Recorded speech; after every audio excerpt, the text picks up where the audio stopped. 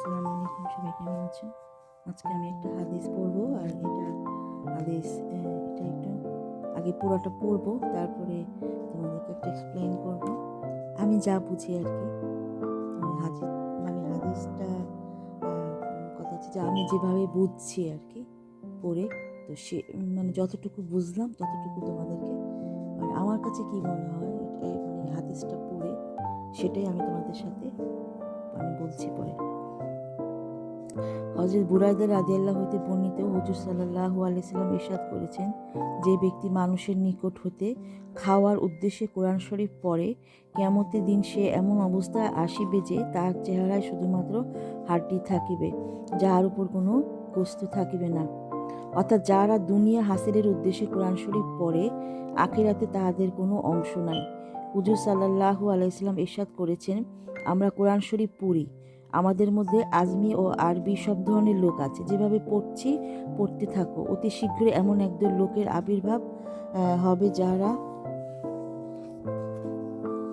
যারা যারা কোরআন শরীফের হরফগুলো এমনভাবে এমনভাবে তোমার সোজা করিবে, তেমন যেমন তীর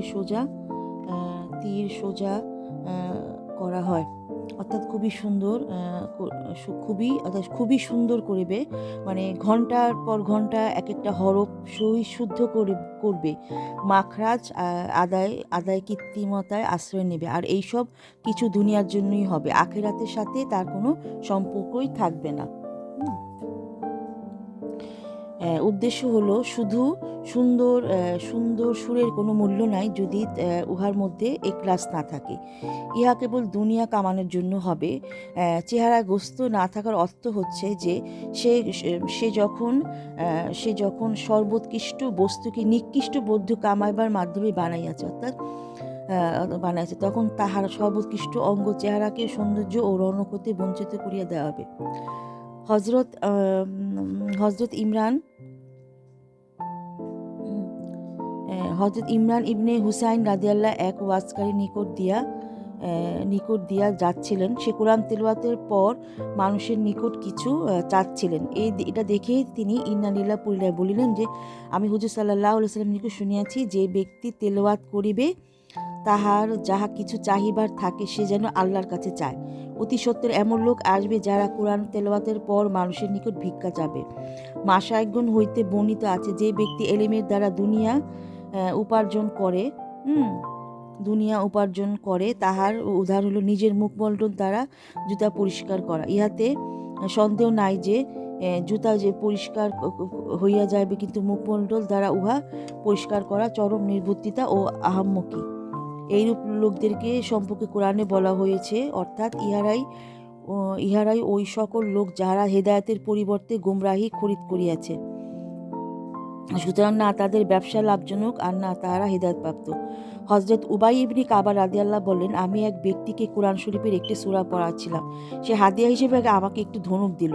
আমি হুজুর সাল্লাল্লাহু আলাইহি সাল্লামের নিকট উহার আলোচনা করিলে তিনি ইরশাদ করিলেন যে, তুমি জাহান্নামের একটি ধনুক লইয়াছ। হযরত উবাইদা ইবনে সামিত রাদিয়াল্লাহু তাহার নিজের সম্পর্ক অনুরূপ ঘটনা বর্ণনা করিয়াছেন, এবং হুজুর সাল্লাল্লাহু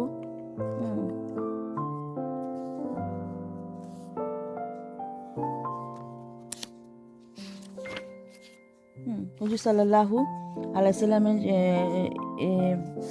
এই জবাবের নকল করিয়াছেন যে, তুমি জাহান্নামের একটি স্ফুলিঙ্গ আপন কাঁধের মাঝখানে লটকাইয়া দিয়াছ। অন্য রেওয়াতে আছে, তুমি যদি জাহান্নামের একটি বেড়ি গলায় পরিতে চাও তবে ইহা কবুল করো। এখানে পৌঁছিয়া আমি ওই সকল হাফিজদের খেদমত অত্যন্ত আদবের সহিত আরজ করতে চাই, যারা পয়সা কামানোর উদ্দেশ্যে মক্তবে কোরআন শরীফ শিক্ষা দিয়ে থাকে। আল্লাহর ওয়াস্তে নিজেদের পদমর্যাদা ও জিম্মাদারির প্রতি একটু লক্ষ্য করুন। যারা আপনাদের বদনিয়তের কারণে কালামে মজিদ পড়ানো বা হেফজ করানো বন্ধ করিয়া দেয়, উহার আযাব শুধু তাহারাই গ্রেপ্তার হইবে না, বরং আপনাদেরকে উহার জন্য জবাবদিহি করিতে হইবে, এবং আপনারা কোরআন পাক পড়া বন্ধ করণীয় আলাদা অন্তর্ভুক্ত হইবেন। আপনারা মনে করেন যে আমরা কোরআন প্রচার করি, কিন্তু প্রকৃতপক্ষে আমরাই উহা প্রচারের পথে প্রতিবন্ধক। আমাদের বদস্বভাব ও বদনিয়তি দুনিয়াকে কোরআন পাক ছাড়িয়া দিতে বাধ্য করিয়াছে। ওলামায়ে কেরাম তালিমের বিনিময়ে বেতন নেওয়াকে এই জন্যই জায়েজ বলেন নাই যে আমরা উহাকে উদ্দেশ্য বানাইয়া নিব। প্রকৃতপক্ষে শিক্ষকদের আসল উদ্দেশ্য শুধু তালিম ও কোরআন এলেমের প্রচার প্রসার।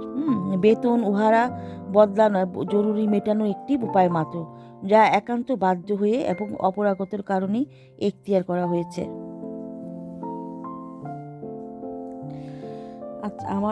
আমার বন্ধুরা, আমি যতটুকু বুঝলাম এখানে যে বলা হয়েছে যে আসলে বিনিময়টা আর কি, যে মানে কোরআন শরীফ তেলাওয়াত করে মানুষ এর বিনিময়ে কিছু চাওয়াটা, এটা আর কি খুব খারাপ ধরনের একটা মানে গুনার কাজ আর কি। যে না, আমি ওখানে যাব বা কারো বাসায় যাব, কোরআন শরীফ পড়বো, কোরআন শরীফ পড়ার বিনিময়ে আমি তার কাছ থেকে হাদিয়া হিসেবে টাকা পয়সা নিয়ে আসবো। এটা কিন্তু কি, এটা দুনিয়াবির জন্য, হ্যাঁ ঠিক আছে, দুনিয়াবির জন্য দরকার, কিন্তু তার মানে এই না যে আমি মানে এক জায়গায় যে বয়ান করলাম, এক জায়গায় যে কোরআন পড়লাম, বিনিময়ে আমাকে তুমি কিছু দাও। বা আমি এক জায়গায় যে ওয়াজ করলাম, কি করব, ওয়াজের বিনিময়ে, বা আমি এক জায়গায় মানে বুঝালাম স্টুডেন্টদেরকে, তো বুঝাইলাম যে আমাকে টাকা পয়সা দেয়। হ্যাঁ, টাকা পয়সা হোক, বা আগেকার মানুষ কি করতো, আগে তো টাকা পয়সা ছিল না। তোমার মনে করো যে যে কোনো ঘরের মূল্যবান সামগ্রীগুলা তোমার এটা বিনিময় করতো আর কি, ঘরে কিছু না এটা দিয়ে দিত, কিন্তু আসলে এই জিনিসগুলা কিন্তু ঠিক না। হুম আবার আরেকটা জিনিস হইতেছে, মানে আরেকটা হইতেছে যে ভালো করে কোরআন শরীফ পড়ি, সুর করে পড়ি। এখন যেটা হইতেছে, এখন মনে হইতেছে যে না, এটা কি হতে, দুনিয়ার মানুষ আমাকে ভালো বলবে, সবাই আমাকে ভালো বলবে, সবাই আমাকে প্রশংসা করবে। আমি ছেলেকে হাফেজ বানাচ্ছি কেন, মানুষ আমাকে ভালো বলবে যে না, ওর ও হাফেজ, বা ওর টোন সুন্দর, সুন্দর কোরআন শরীফ পড়ে, মানুষকে দেখানোর জন্য। মানে আমার ক্ষুদ্র জ্ঞানে, হ্যাঁ আমি হাদিস বিশারদ না, কিন্তু আমার মনে হয় যে আমার ক্ষুদ্র জ্ঞানে আমি এটা বুঝতে পারছি যে কাউকে দুনিয়ার উদ্দেশ্যে যদি কিছু করি, তাহলে আমি একদম পুরা, মানে আমি তো মানে যেটা আমি পুরা এটা ভুল আর কি। এটা আমি আল্লাহর ভালোবাসা পাবো না। হ্যাঁ, দুনিয়ার জন্য, মানে দুনিয়ার মানুষকে দেখানোর জন্য যদি সুন্দর করে কোরআন শরীফ পড়ি, সুন্দর করে তেলাওয়াত করি, বা বাচ্চাদেরকে শিখাই, হ্যাঁ আমার কাছে এটা মনে হয়, তাহলে এটা আমার। কিন্তু আমি যদি আল্লাহর উদ্দেশ্যে করি, যে না আল্লাহ পছন্দ করবে, যে না তুমি আল্লাহর কাজে জড়িত আছো, আল্লাহকে খুশি করার জন্য হলে সব ঠিক আছে।